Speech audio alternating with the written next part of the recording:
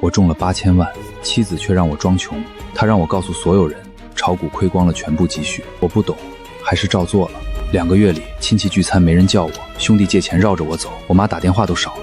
可老家拆迁那晚，父亲红着眼说：“你大哥他们都不肯让，但这钱爸给你留了一份。”我坐在老屋门槛上，看着曾经避我的面孔，重新堆起笑容。那一刻，我懂了，老婆不是让我装穷，她是让我在钱到手之前，先看清谁是人，谁是鬼。妈，我出事情了。什么事情？我炒股亏光了所有积蓄，还欠了20万外债。妈，你能不能先借我10万周转一下？就3个月，我保证还。你怎么这么糊涂？妈，我也是没办法了。你大哥房贷还没还完，你爸身体也不好，家里哪有钱？妈，我没让你全出，你就借我10万。10万也没有，你去找堂堂娘家想办法吧。他爸妈不是退休金高吗？这时候不帮你们谁帮？谁呀？大半夜的。沈岩外面赔了找咱借钱。行了行了，你也别太着急，年轻吃点亏正常，早点睡吧，别把身体搞坏了。他说让我别把身体搞坏了。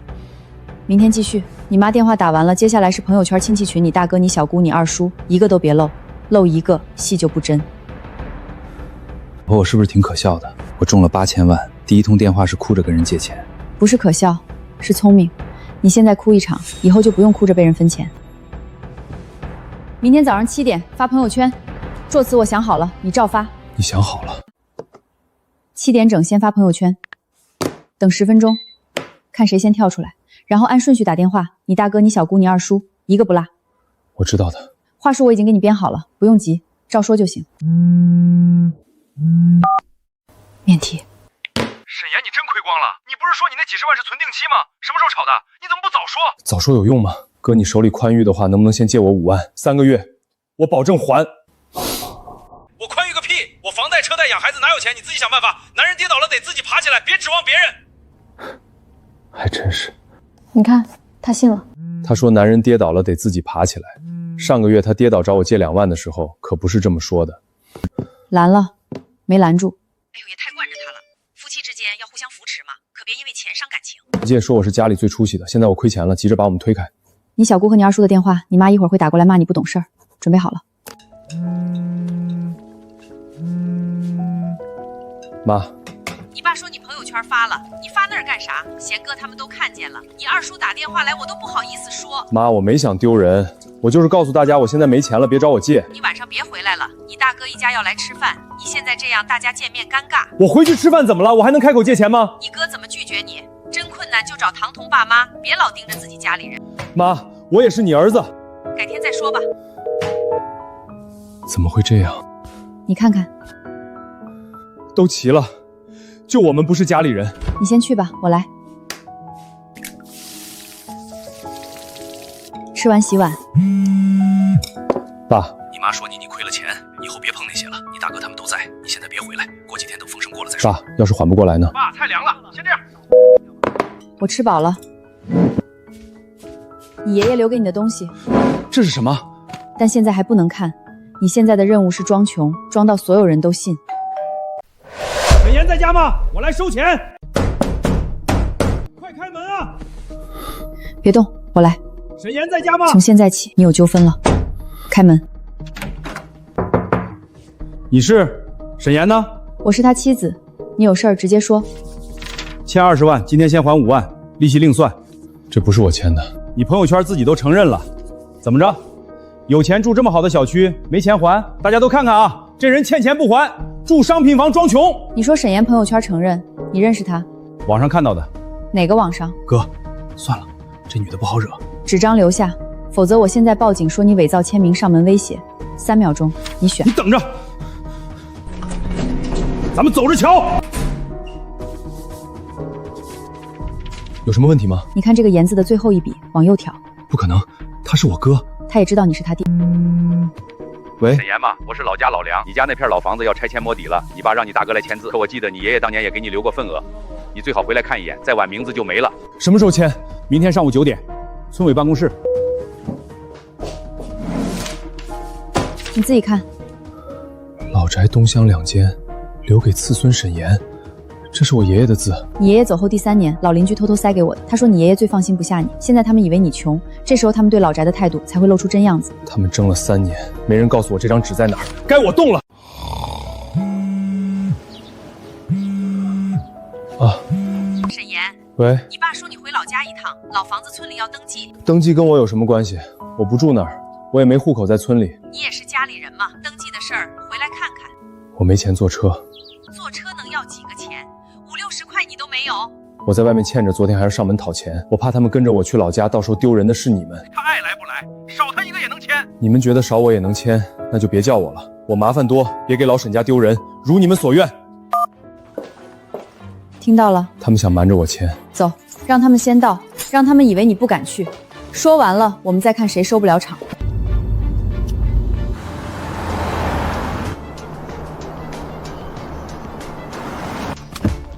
他们已经到了。你不是说没钱坐车吗？借的车。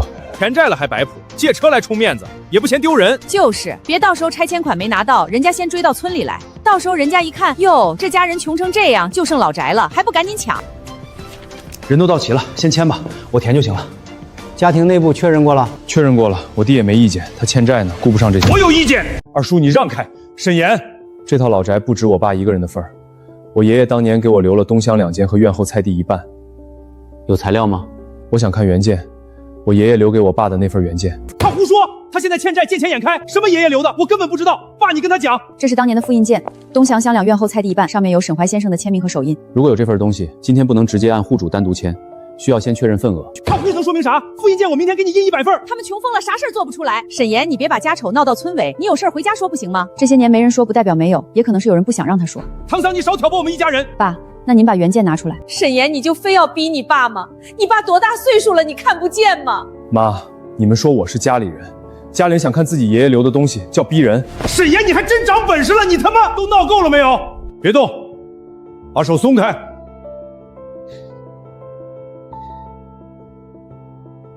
德海，有些东西你藏了这么多年，也该拿出来了。你们以为只有你家有一份？淮山叔当年怕你们偏心，特九里留了一份配在村里老会计那儿。这东在你那儿。他走之前跟我说，不到万不得已别拿出来。今天这个局面，算不算万不得已？沈家村86号老宅，东厢2间归次村沈岩所有，院后菜地1半归沈岩所有。这上面有见证人老梁和老梁。2014年3月，沈德海先生，这份材料你知道吗？年代久了，我记不清了。哼。得主淮山叔走的那天，他亲手把原件给你，我就在堂屋门口。他说的原话是：东厢留给燕儿，这还心软，别让他没地方站。你记不清了，你是不敢记。就算有房子，这些年是我修的，我出了钱出了力。你出了多少钱？修房顶的票据有吗？换瓦的转账记录有吗？农村修房子谁还留那些东西？谁家修房还开发票？那就是没有。你们说一直照看，是指每年清明回来站在门口拍张照吗？还是说草高了也算照看？沈岩，你非要把家里闹散才满意吗？你爷爷要是在，他愿意看到你这样。妈，不是我闹。是你们想趁我不在把我的名字抹掉。那这张假借条你们也都知道吗？欠钱还钱，这只是第一段。承认欠债了。借条原件在我手里，如果需要可以做笔迹鉴定。你别乱说话，闭嘴！真是你干的？我没有，跟我没关系。今天这个字不能签，涉及产权争议，必须先确认份额。不行，今天必须签，村里马上统一上报。你耽误了我找谁去？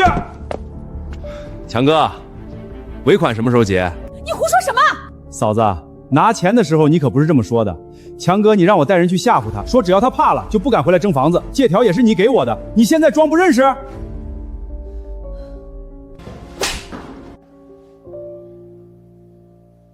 爸，你打我？那是你亲弟弟，亲弟弟？你们什么时候真把他当亲儿子了？爷爷把东厢留给他不就是偏心吗？我在老家守了这么多年，凭什么分他一半？你所谓的守就是让房子漏雨，菜地荒着，是把本来属于他的钱还给他，这叫还，不叫分。强哥，尾款2000，今天结不结？都别走，涉及伪造借条和上门威胁，去我说清楚。沈岩，你哥以后怎么做人？你真要把他送进去吗？还有孩子呢。妈，昨天他们堵我家门说怎么做人，妈也是不知道真相。这是家族群聊天记录，您说过的话屏幕上都存着。走。原件在这儿。爸一直没毁，你爷爷的东西我没敢毁。那你为什么不早拿出来？德柱，你这张不是原件，这上面的手印不对，是后来瞄的。德柱，你再想想，淮山叔给你那张纸右下角有一块烟灰烫出来的小洞，那年他写完之后抽烟，烟灰掉上去烫了一下，他说正好当记号。这张没有动，这个是后来照着抄的。原件最后一次出现是什么时候？很多年前了，我放在柜子底层，后来家里翻修拿出来过一次，再后来就不知道了。谁在场？都都多少年了，谁记得清？家里东西多，放乱了拿错了也正常，你们别什么事都往坏了想。记不清没关系，村里备份已经能证明沈岩有份额，但是有人换走原件这件事比征房子更严重，这叫篡权后权属材料。汤汤，你别把话说的这么吓人，放乱了也许就是拿错了，你一张嘴就把全家人都说成贼了。急了就是知道什么。今天别再钱了，你们回去把家里翻一遍，真原件找不到就按村里备份走，备份的法律教律一样，别怕。这里以前放过箱子，四四方方的，压痕还在。爷爷以前有个樟木箱，放族谱和地契的，爷爷走后就没见过了。箱子在你哥家，当年他说老吴潮，箱子放这里会坏，就搬去他家了。什么时候搬的？翻修那年，就是你们说的我拿出原件那年。爸，你知道他可能拿走了原件，我没想到他会换，我以为他只是想看看，他是我儿子呀。沈强家现在有人吗？他被带去问话了，马娟跟过去了，家里应该没人。现在去他家。着火了！沈强家后院着火了！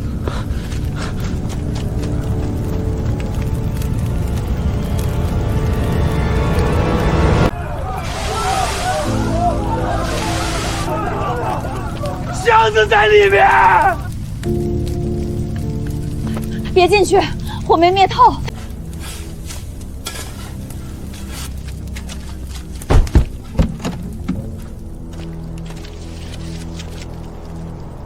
早上我看见马娟回来过，抱着一个纸袋进了后门，走的时候慌慌张张的，连门儿都没关严。你在哪儿？我在锁门口，怎么了？家里后院怎么着火了？我怎么知道？我又不在家。你是不是回来过？邻居看见你回来了。爸，你什么意思？你怀疑我放火？我烧自己家干什么？那个樟木箱烧了。爸，事情闹到这一步，对谁都不好。沈岩现在欠马娟，假借条的事已经有人交代了。后院起火前有邻居看见你回来过，警方已经在现场取证。你现在马上回来，把事情说清楚。箱底有个暗层，没有完全烧穿。原件残片。爸，我对不起你呀！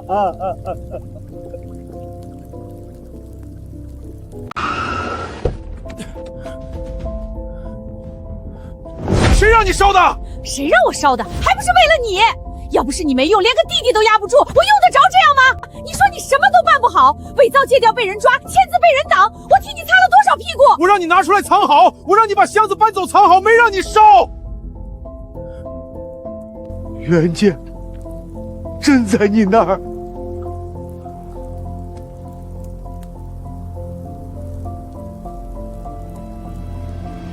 沈岩，我就是不服，凭什么你什么都不用做就有人给你留东西？你出去打工的时候是我在村里，房子漏雨是我修的，院墙塌了是我勒的，爷爷留给我的我不让，假债我也不会认。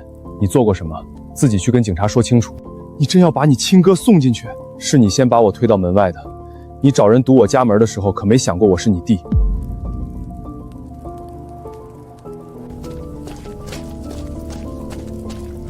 你们家老宅这边刚刚有人提交过一份放弃份额声明，上面写着沈岩自愿放弃东乡和菜地，签名沈岩。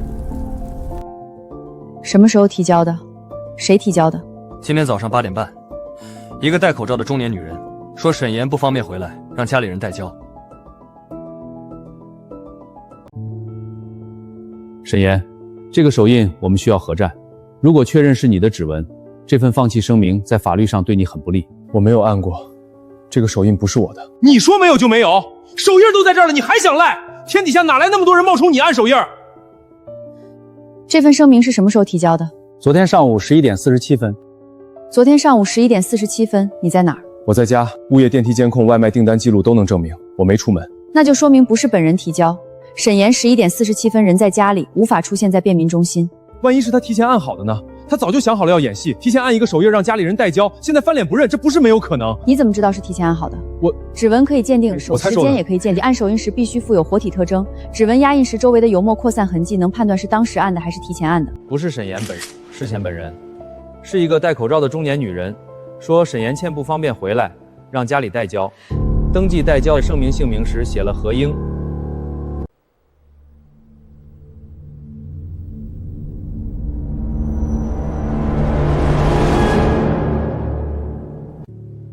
妈，你为什么？我也是为了你好，你都欠了。那房子要是写女下，人家会来抢，我先替你放弃了，以后你哥日子好了会补给你。你信他会补我？他是你亲哥，他不是外人。那我是你亲儿子吗？手印呢？手印你从哪儿弄的？去年你住院那次，沈岩来看你，在床边趴着睡着了，我拿他的手指按了一个。请跟我们走。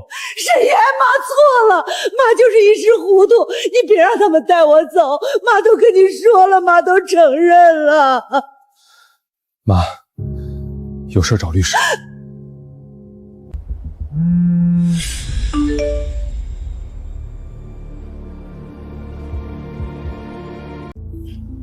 谁发的？陌生号码，没有备注，别回。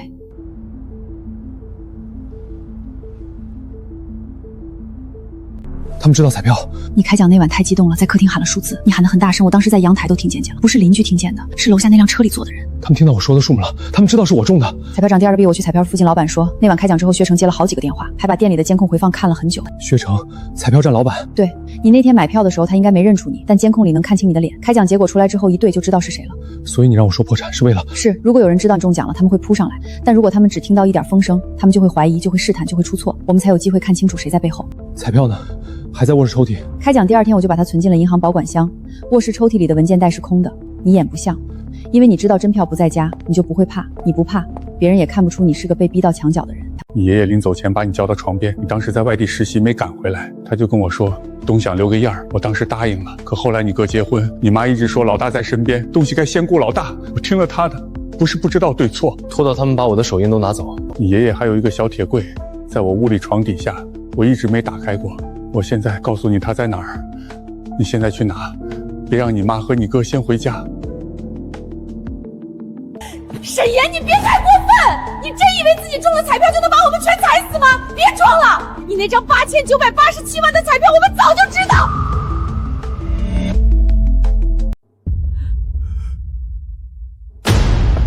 你胡说什么？我胡说？你不是早就让彩票站老板帮你查了吗？他说中奖那注号码就是你弟买的，要不是他突然说自己炒股亏光了，你会这么急着抢老宅？你以为你急什么？我不知道。闭嘴！你给我闭嘴！我凭什么闭嘴？现在要出事的是我们两个，你以为你还瞒得住？你说的彩票在哪里？票号是多少？哪天买的？在哪个柜台打的？你们拿到过原票吗？见过票面吗？我们就是听别人说，谁知道是不是真的？听别人说就敢伪造借条，听别人说就敢冒名放弃沈岩的份额，听别人说就敢跟踪我们。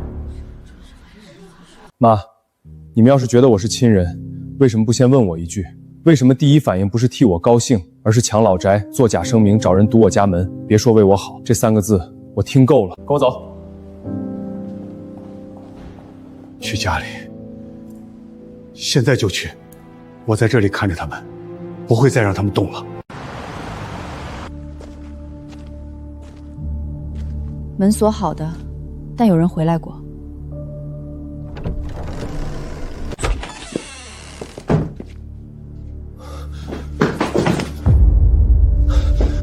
铁柜没了。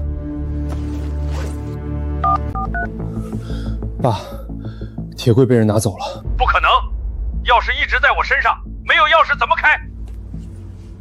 爸，铁柜除了钥匙还能怎么开？后面有个暗扣，你爷爷以前说过，不用钥匙也能开。那暗扣在后半左脚，一按就弹开了。谁知道这个暗扣？你小姑，她小时候最爱翻你爷爷东西，那时候你爷爷还没锁柜子。沈岩啊，你和糖糖现在是不是在你爸屋里？小姑，铁柜在你手里。别说的这么难听嘛。你想干什么？想要铁柜，就拿彩票来换。我不要钱，就要那张票。你拿票来，我把柜子还你，公平吧？小姑，你知道自己在说什么吗？我当然知道，8987万，拿一张票换个破铁柜，你不亏。小姑，铁柜里有什么？你打开看过吗？我没兴趣看。你没兴趣看，却拿它来换彩票，看来你很清楚里面的东西对沈岩很重要，说明你已经知道里面是什么了。糖糖，你不用套我话。今天晚上6点，村北废油部，你们2个来，别带警察，别带你爸。你想得美！那就别要了。我把它扔河里，谁也找不到。彩票不在我们身上，银行保管箱对吧？别问我怎么知道的。6点废邮部，迟1分钟我就砸柜子。进来吧，门没锁。箱子还给我。票呢？你见到票，我见到柜子。先看柜子里的东西，你打开了我才给票。沈岩，你小时候是我抱大的，可现在不是小时候了。先给了票，柜子你抱走，我不拦。票可以给，但你要写一交接说明，说明这个铁柜是爷爷遗物，你从爸家拿走，现在交还给沈岩。你还想让我留证据？不留证据，你回头说没拿过柜子怎么办？否则以后沈志强出了什么事儿，你也洗不干净。少吓唬我！票在银行保管箱里，你们现在是拿了假票，那就算了，走。站住！把票拿出来，我看看。柜子，你自己开。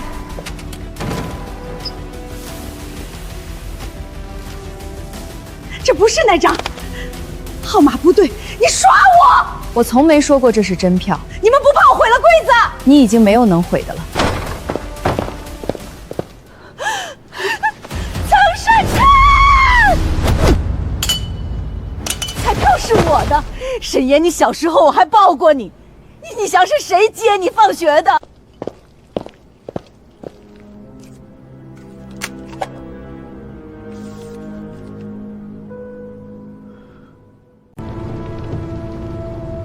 小姑最后那句话什么意思？她说有人比她狠。他不是吓唬你，他身后还有人。彩票站老板薛成是明面上的人，他知道中奖人信息，但光靠他一个人没有胆子连续跟踪，也没有胆子盯银行保管库。薛成就是那个姓薛的。对，你那天买票那家店的老板就叫薛成，但薛成只是棋子。爸，铁柜找到了，陈会计，你爷爷撵石是老朋友，以前在公社管账，后来搬到城南去了。你爷爷的账目有一半都是陈会计帮着做的，你要找他就去。谁？陈老，我们是沈怀山的家人。像，你跟你爷爷年轻时候眼神像，进来吧。他还是不放心啊，陈爷爷，我爷爷到底让您保管了什么？他说，如果沈岩一辈子顺顺当当，就不用拿出来；如果有人拿亲情压他，抢他东西，就把这个给他。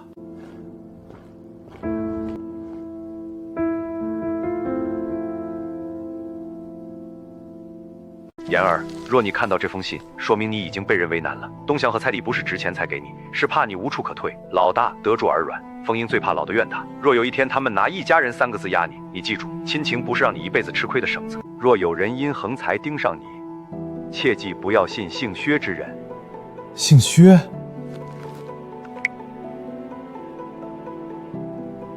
坏了，当年骗你爷爷地契的人就姓薛。什么地契？你爷爷年轻时吃过薛家的大亏，薛家大饭才会钻空子，跟你爷爷称兄道弟。后来他说有一块坡地，他签了字，结果薛万才拿出来的不是转让协议，是假账，把你们家一块坡地骗走了。坡地就是现在村北片荒地，你们叫它乱石坡，以前是你们家的，后来被薛家弄走了。这次拆迁摸底范围再往外扩，那块地在范围里。薛成是薛万福的孙子，他爸叫薛贵，混年轻。陈老，您见过这辆车吗？车跑看不清，但这车薛贵生家有一辆差不多的。我这台还能用，磁带放进去试试。我是沈怀山，今天录这段话是怕家里人记不住做过的话。老宅东厢2间，要菜地一半，不是因为别人贵重沈岩，是因为这心软。若将来家里用为这份家产难为沈岩，我不愿我孙子再栽一次。老陈，帮他一把。怀山这人啊，嘴硬了一辈子，可心里比谁都明白，你爷爷不是最疼谁，他只是最担心你。这是当年坡地纠纷的账，薛万才拿了空白手印做借据。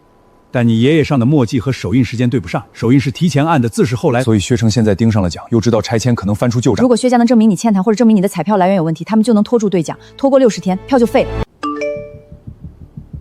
沈岩，票是我店里打出来的，你最好明天来见我，否则我就让所有人知道你那票有问题。这是什么意思？有人接触过我的彩票？有人在你买之后拿票之前接触过那张彩票。薛成想用这个做文章，比如你拿走的不是最初打出来的那张，或者票被人动过。他说票有问题不一定真有问题，但只要他去闹，兑奖流程就会被拖住。兑奖期限快到了，所以他现在才发视频。他不要证明什么，是要逼我们去见他。私下见他一次，他就多一次设局的机会。楼下那辆黑车又来了，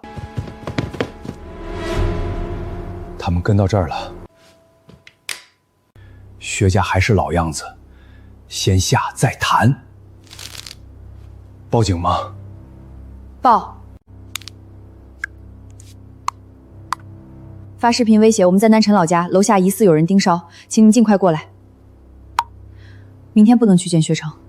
可如果不见他，他一定会去闹。见不见他都会去闹，区别是你见了他就多一次设局的机会，不见他只能去对讲中心公开闹，那里有监控流程有记录。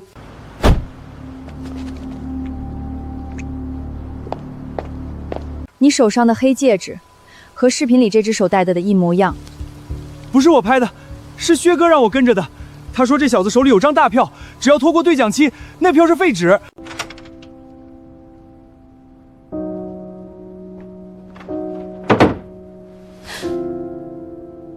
对不起，这7年你提醒过我很多次，你哥哥靠谱，你妈偏心，你小姑精明过头，我每次都觉得你把家人想得太坏，现在才知道是我把人想得太好了。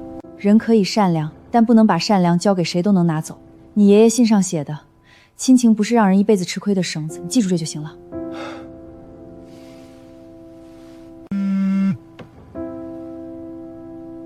沈岩，你妈刚才说要见你，关于薛成和那张彩票的。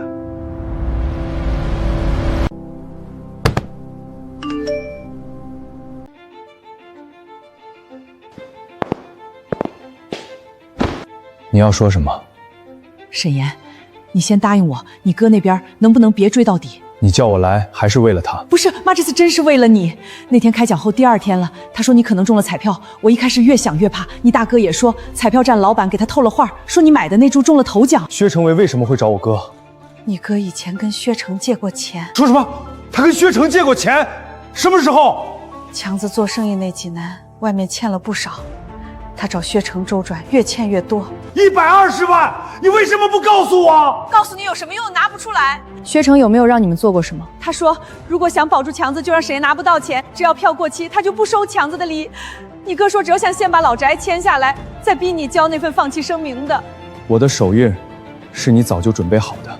去年你爸住院那次，你来看他的时候睡着了，我就留了一个。薛成有没有提过对讲中心？他说已经找人准备采材料了，要证明买票那天旁边别人出了钱，说那张不是你一个人。我不知道，我只他说黑戒指那人那会做作证。果然，薛成想打的牌是票归属争议。明天一早就去兑奖。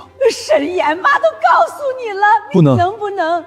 你告诉我，不是因为你毁了，是因为你怕了。如果让一步，唐山替我撑住的一切就都白费了。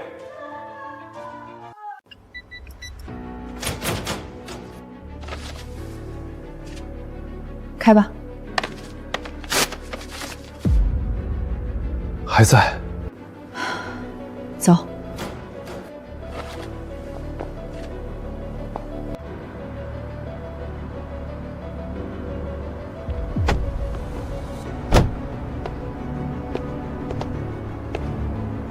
沈岩，来的挺早，我就知道你今天会来。你有话跟工作人员说。当然，我就是来说明情况的。这张彩票不是沈岩一个人买卖的，他只是代付，真正选号的人是我们。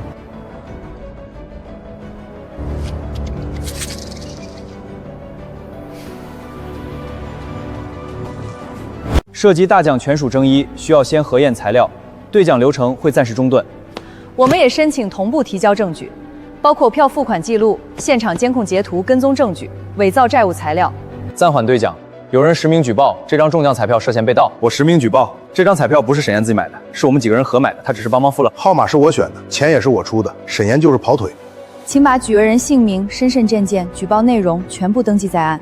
留就留，我既然敢来，就不怕查。沈岩当晚买票之前，我们已经商量好了，他负责代付和保管，票是我们合买的。我能作证，那天晚上我在场，他们商量的时候我听见了。如果有书面争议，兑奖流程确实需要暂停核验，我们这边会启动争议核查程序。暂停核验可以，但正常情况下，已经在期限内有效票据会进入争议核查，期限以提交受理时间为准，请立刻受理原凭记。沈岩，你老婆确实厉害，可是你们忘了一件事，这张先给你，剩下那张我留着核对。现在明白了吗？你手里那张也许根本不是你当场拿走的那张。我可以说你后来拿了一张假的，偷换了店里的真票。我店里已经提交异常报告了，这张中奖的彩票是被盗票。正好，这是我昨天请许律师从彩票证并采编彩酒店拿到上的反光，虽然不清楚，但看到沈岩进店买票的时候，柜台旁边没有这个人。这是彩票中销售沈凌手和沈岩手中原票一致，付款记录在出票前10几秒离店，从店门到小区到银行保管户，全程有证据衔接。请先对原票进行验真登记，争议归争议，票据受理归受来。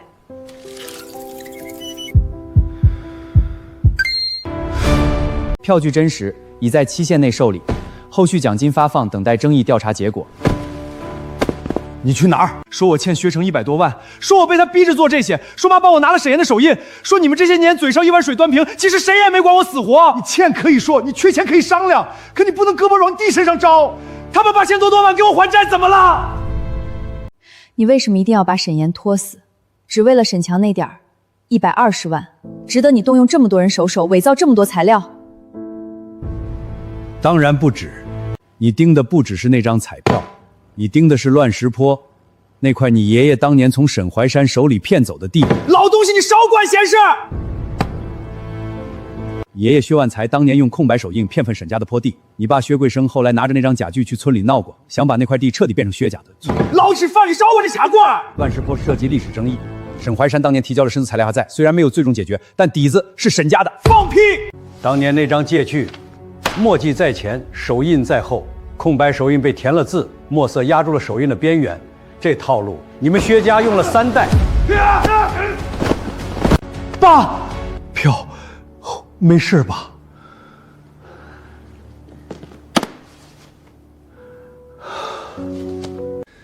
哈哈哈哈！你们以为这样就完了？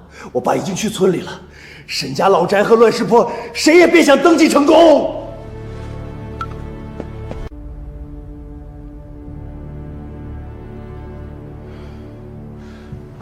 薛贵带人闯进去了，他手里拿着一份新材料，上面写的是沈德海一家自愿用老宅权益抵沈强欠款。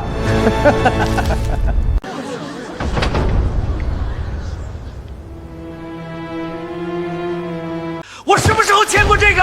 白纸黑字，你们沈家欠我们家钱，老宅和乱石他后续全先抵，合抵。这不是我签的。何英，你去年可不这么说的，你亲手把沈岩的手印交给我的时候，可没说不是我签的。我只给过一张空白手印。哼，你家自己人给的谁，怪谁？这份协议里的沈岩签名和手印来源明显可疑，签名笔迹与之前伪造材料高度相似，手印可能来自同一批空白油。你一个女人少在这吓唬人！他不是吓你，他是替我把你们的路堵死。哥，这是我最后一次这么叫你，你欠的可以自己还，你被人逼报警，可你拿这些东西填你的窟窿。从今天起，我们之间只走法律程序。沈岩，妈真的错了，妈就是怕你哥被逼。妈，你怕他被逼，可你有没有想过，我也会被你们逼到没路走？如果不是唐商，那张彩票没了，爷爷的东西没了，我还背上一身东西。把表格拿来，重新填。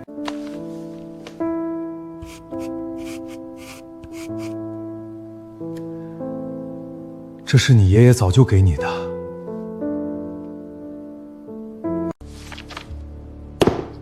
薛贵生，请你配合我们的调查。你手里的这份协议来源、签字时间、在场证人都需要逐一核实。我不跟你们说，我要等律师。可以，但在这之前，材料先留在这儿。你爷爷要是知道你今天这样，他未必高兴。我爷爷要是还在，他会告诉我做得对。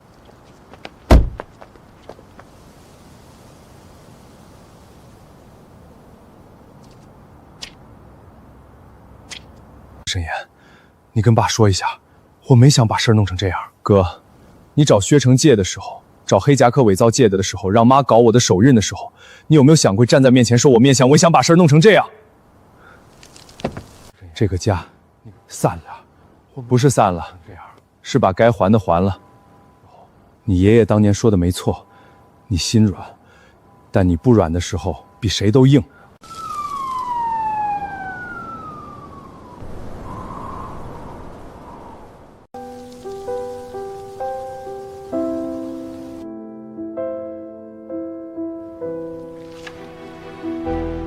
经过核验，彩票争议调查结束。我现在宣读结果：薛成提交的核协议应笔迹鉴定沈岩签名序伪造，被盗声明中的视频证据经技术分析为事后摆拍补录。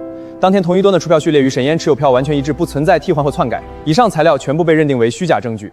薛贵生因伪造追加调查，沈志强因伪造借壳，马丽娟因协助转移关键产权材料立案。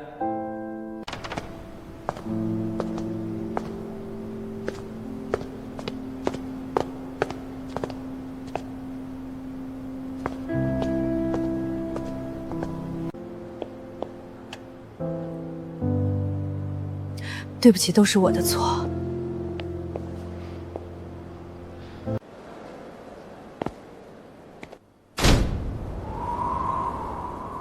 结束了。等兑奖。沈先生、唐女士，中奖彩票已完成兑奖程，扣税后的奖金已经打入你们指定的账户，请两位核对一下。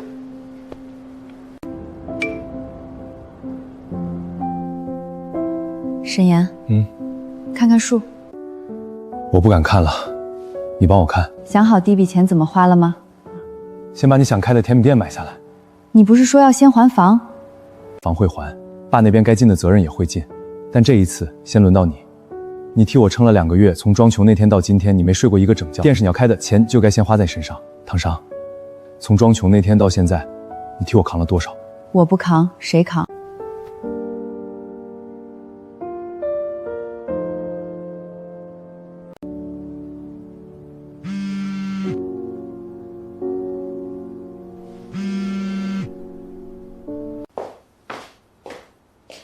不接。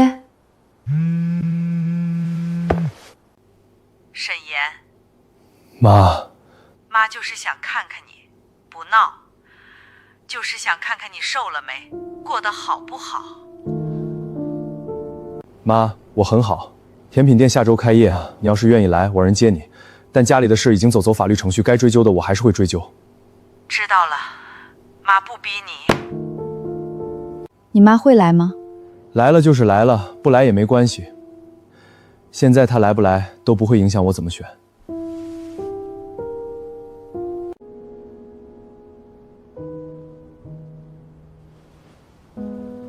你妈一个人在老家，身体也不好，精神更差，我得回去照顾她。爸，你想好了？想好了。我每个月给你转生活费，要是妈有什么需要，你给我打电话。沈岩，爷爷留给你的东西，你守住了。爸没用，没帮你，但爸替你高兴。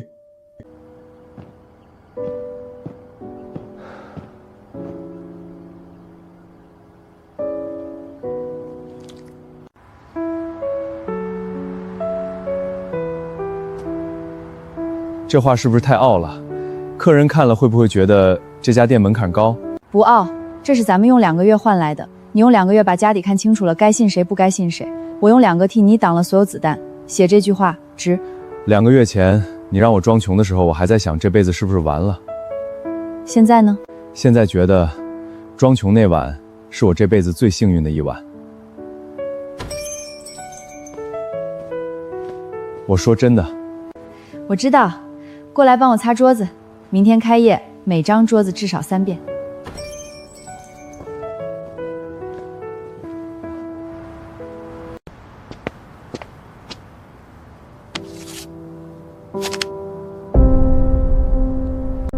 沈岩，我不求原谅，没什么好说的，输了就是输了。你替爷爷争了口气，我不如你，也不如他。强子，回吗？不回，没什么好回的。那怎么处理？多的留着，抽屉里。他写的东西就这1封，别扔了。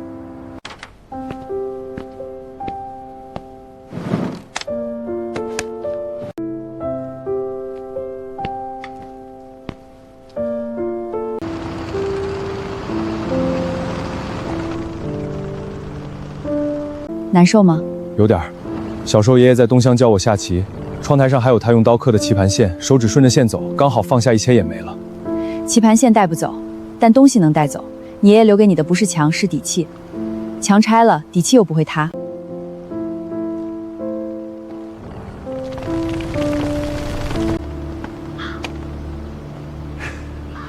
现在出息了，还来看老宅，一家人嘛，房子拆了，感情还在，以后常回村里坐坐。有事找律师。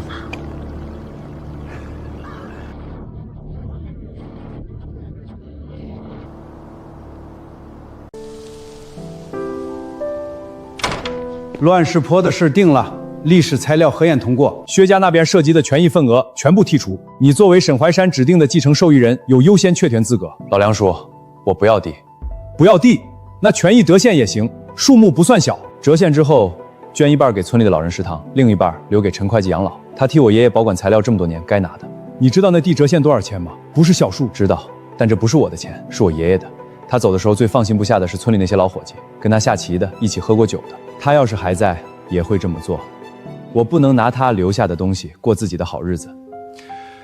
你爷爷要是他会笑。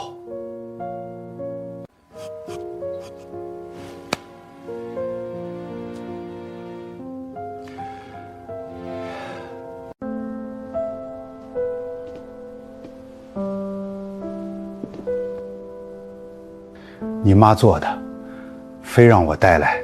她说你小时候脚爱出汗，穿布鞋舒服，做了大半个月，眼花了，针就没以前齐了。她让我告诉你，底下那层多纳了3道线，耐磨。收着吧，他花心思做的。海参怎么样？就是话少了。以前你在家的时候，她唠叨不停，现在一天说不了几句，每天坐在院子里晒太阳，不怎么出门。我让她出来走走，她说累。你告诉他鞋收到了，我穿成合脚。行。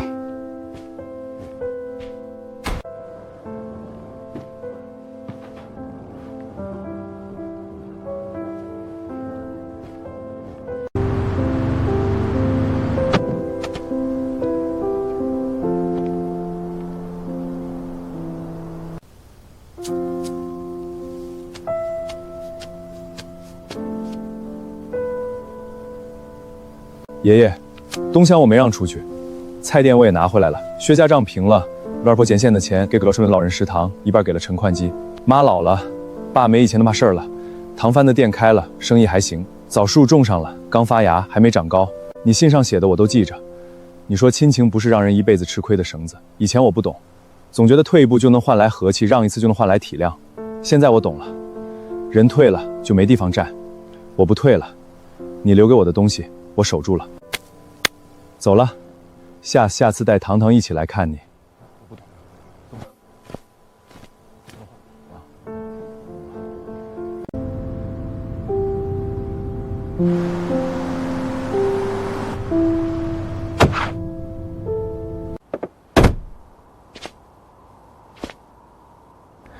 一片平整的空地，东乡没了，院墙没了，什么都没了。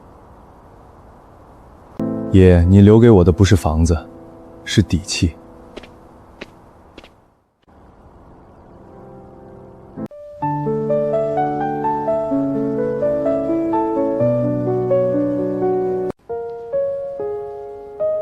尝尝，客人说太甜了，我减了糖，你看这个甜度行不行？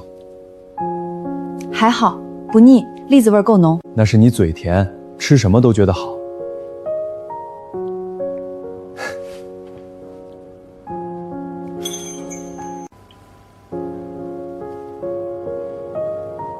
沈岩，这日子你觉得怎么样？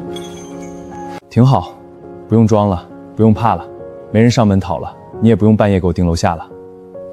楼下那辆黑车后来怎么样了？黑交代了，车是薛成的，车也扣了。那辆黑色轿车开奖那天停在楼下，后来跟着我们去了村委陈会计家兑奖中心。糖糖，谢谢你。那天晚上你抢了我的手机，是我这辈子最幸运的事儿。你谢过了。再说一次。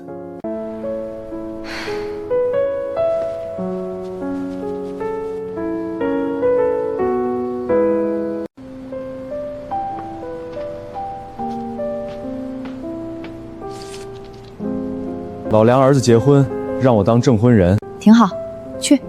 我哪会证婚？我连婚礼都没参加过几回。你连官司都打过了，证婚不比打官司简单？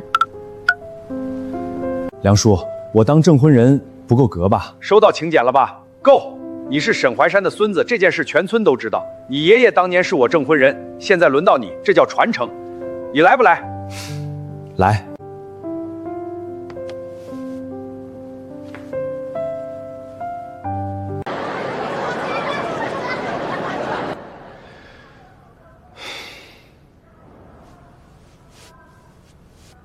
站直了。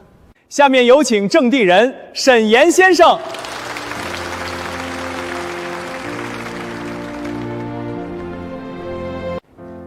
我爷爷沈怀山教我一件事儿，他说人可以善良，但不软弱。善良是把底线守住之后再去对别人。我今天站在这里，不是因为我多出世、多有钱、多风光，是因为我爷爷把他的底气留给了我。出门以后的路，心里有底，背后有人。不管遇到什么事儿，先守住自己的底，再去替对方着想，这样不会亏了自己，也不会负了对方。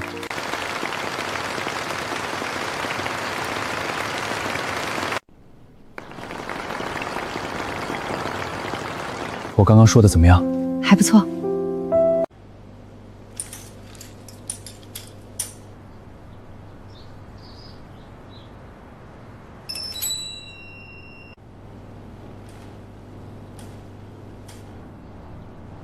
妈，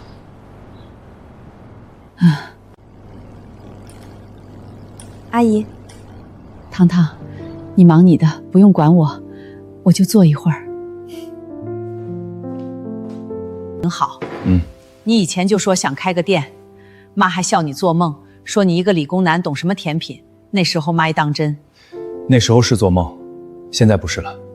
沈岩，妈这辈子做的最错的一件事，就是那天晚上接了你的电话，你说你炒股赔了，妈的第一反是别找我借钱，不是你还好吗？妈那时候心里只有你哥。那不是你做错的事，那晚你只是让我看清了，早看清比晚看清好。妈，你自己留着花，你退休金不多，不是给你的，是给唐豪的，她嫁给你受了不少委屈，这个是我欠她的。妈走了，你好好过。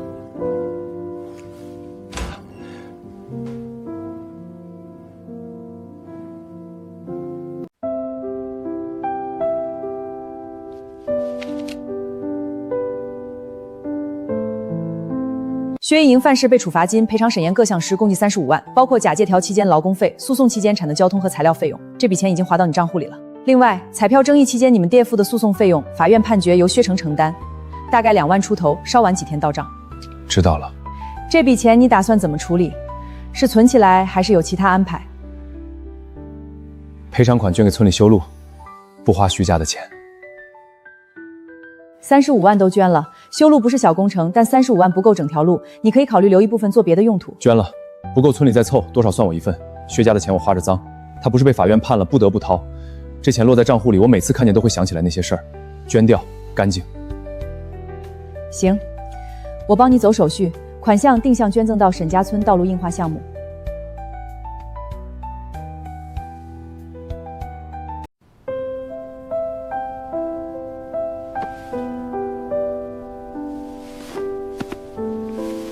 你妈一个人在老家，身体不好，精神更差，我得回去照顾她。她膝盖疼，下楼费劲，我回去了至少帮她买菜。爸，你想好了，回去了可能就再也过不上市里的日子了。老家冬天冷，夏天蚊虫多，想好了。爸这辈子欠你太多，你爷爷留给你的东西，爸本来应该替你守住，结果没守住，反而是你自己守住的。爸没脸在你这住着，我每个月给你转生活费，回去陪她。要是妈有什么需要，你给我打电话，药、看病、买东西都跟我说。行。爸，爷爷那个铁柜钥匙你还留着吗？留着，你留着吧，柜子里没什么重要的，但那是爷爷的东西，留着比放我这儿有意义。留着。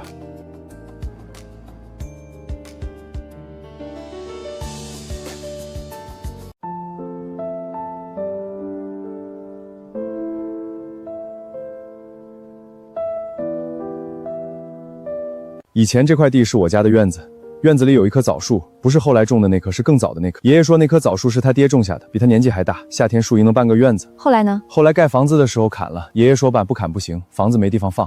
他砍树那天坐在门槛上抽了一整包烟。唐城，以后这里要是盖新房子，爷爷以前说枣树硬气，不挑土，在哪儿都能活。我想替他种2棵，就种在原来那棵老树的位置附近。将来树长大了，夏天也有阴。那就种，我帮你挖坑。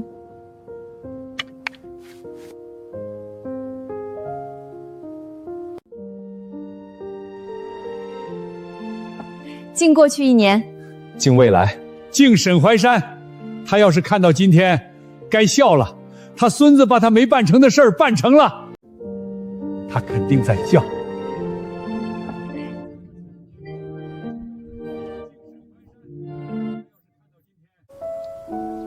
糖，你说爷爷知道吗？知道什么？